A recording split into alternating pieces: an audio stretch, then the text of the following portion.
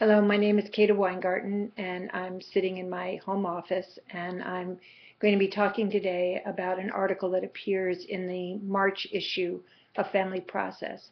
It's called "The Cruel Radiance of What Is: Helping Couples Cope with Chronic Physical Illness."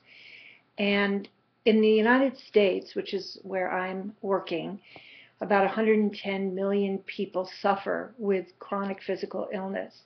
Worldwide, uh, it costs the global economy about $47 trillion to handle the 5 most common chronic illnesses. But my article is really kind of focusing in on a very particular dilemma, and the premise is based on a very beautiful phrase of Anatole Broyard.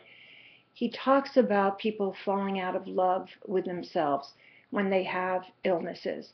And in this article, what I'm trying to do is really talk about how it is in couples that people fall out of love with themselves, or conversely, stay in love with themselves as they experience more and more diminishment of the self that they once were, where neither of them is who they had been, who they wanted to be, and who they hope to be.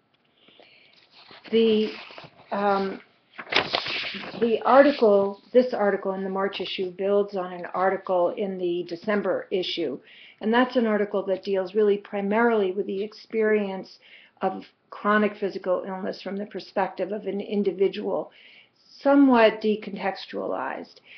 And that's an article called Sorrow, and I'm talking about the phenomenon of self-loss as it's experienced in an ongoing way, producing an experience of chronic sorrow. In this article, I really look at what happens between partners where one person, or even if both are dealing with chronic physical illness, the ways in which life is diminished and the impact then on the other person. For the partners are almost never able to meet their internalized ideals of how they should be as a caregiver when the person they love, the person they wanted to spend the rest of their lives with, is having what one client of mine calls a pea-sized life. And for the person who is living that pea-sized life, I'm really looking at what it feels like to drag your partner into that quality of diminishment.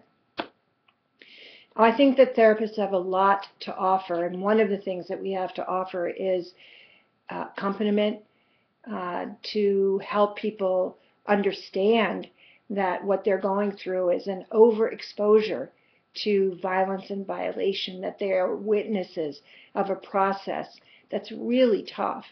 And as therapists, we need to be aware of the impact on us of being present, available, and accompanying people with chronic physical illnesses. And there's a lot that we can do to take care of ourselves so that we are maximally able to help people deal with, and this is James Agee's phrase, deal with the cruel radiance of what is.